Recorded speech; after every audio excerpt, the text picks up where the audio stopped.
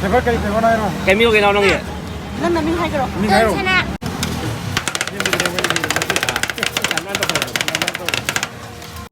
Sisa kay ino topping kay happy je.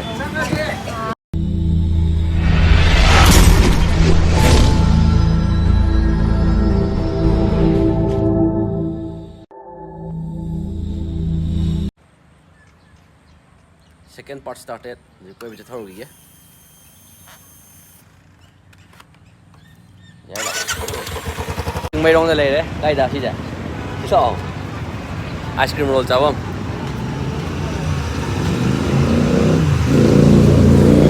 Dạ gặp gì ngoài đây hầu như này.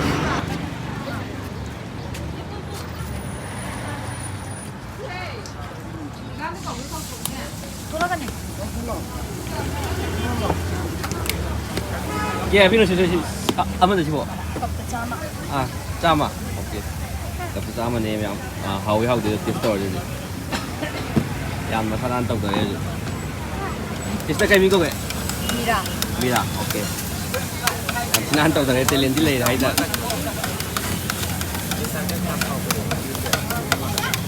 Cái flavor nó sẽ ra đi xem chứ? Strawberry. Strawberry thế cơ. Ako yun, Migi ro. Migi.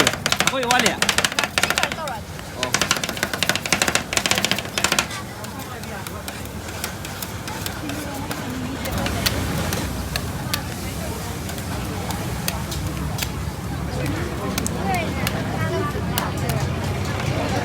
Mẹ cho ice cream sao á, là sabi nga di sige ice cream roll sabi nga di sige chính mới đây ba, NG ice cream roll. Ôi sister mi ran tàu thế nào phải không em? Em xin ăn cái lên nát lấy tàu rồi, bột tan.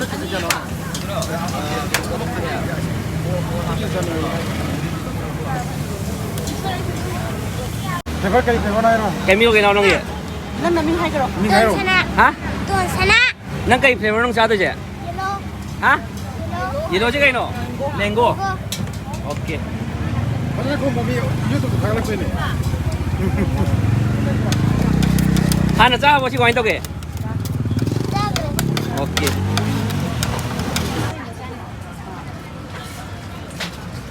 Sisa cái nó topping cái happy chứ? Chocolate syrup, sprinkles, coconut powder. Cherry happy to cherry je loi thokra. Cherry loi thokra ya ko. Ok ok.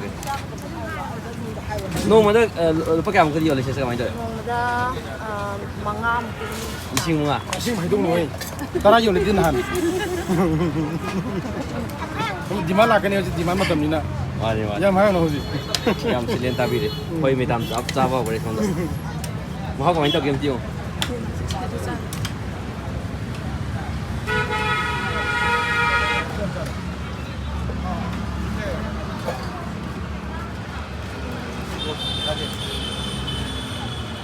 Kwain to ya? Hào.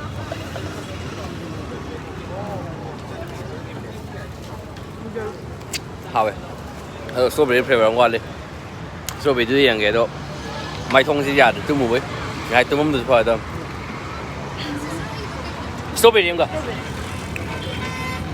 Mèo giúp ông ai đây đấy. Được phát ra đây. Thì cha nào mình coi bữa đi qua bên cái mấy phải thì đi vào phải thල් mela đó bol. Kung saan ang kilis mo so na wai chai de aw tu so wai chai chu mi am sang elep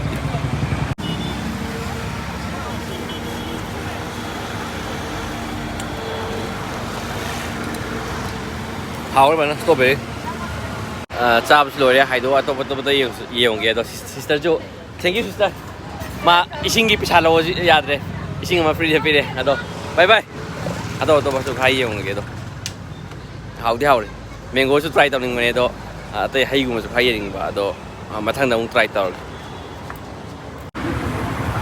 aja gihom ice cream cha đấy gihom cha vậy là gì kêu gihom gì nè yang hay nhỉ gihom cha chỉ có mấy đôi riêng này cha rồi mấy anh được chơi tụm mà được không hào thì hào cái gì không bao giờ hào mấy đôi à mua cái sao rồi sao đấy hả sao đấy bạn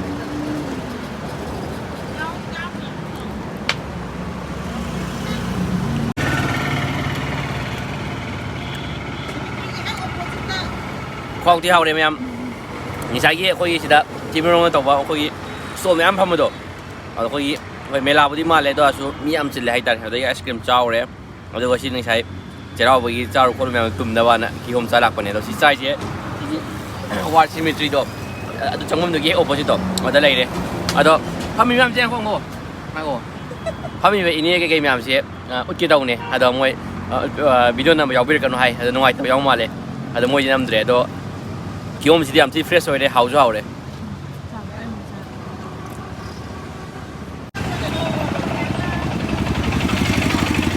ꯃꯌꯥꯝ ꯂꯣꯏꯁꯤꯜꯂꯛꯄꯩ ꯆꯥꯕꯁꯨ ꯑꯗꯣ ꯍꯥꯎꯗꯤ ꯍꯥꯎꯋꯦ ꯃꯍꯤ ꯌꯥꯝ ꯇꯦꯡꯉꯤ ꯍꯥꯎꯋꯦ ꯃꯍꯤ ꯏꯅꯦ ꯂꯨꯄꯥ ꯀꯌꯥ ꯑꯩꯈꯣꯏꯁꯦ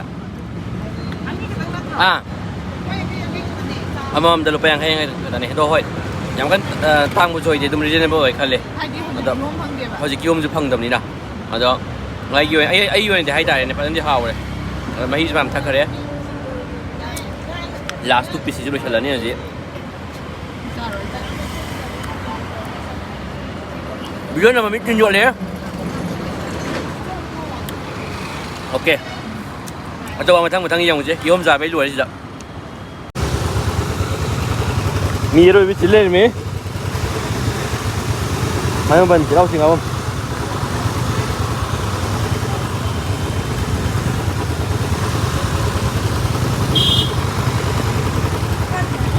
ꯌꯥꯔꯦ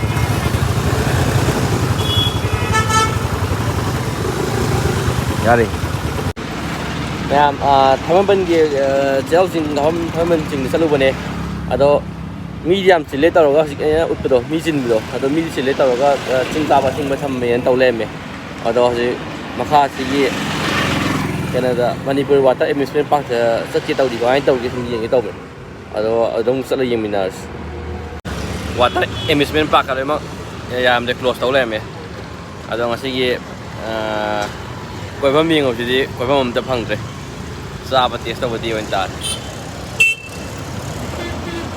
ꯍꯥꯎꯕ꯭ꯔꯣ ꯆꯦꯛꯀꯤ ꯃꯤꯁ ꯃꯣꯃꯣ ꯆꯥꯔꯦ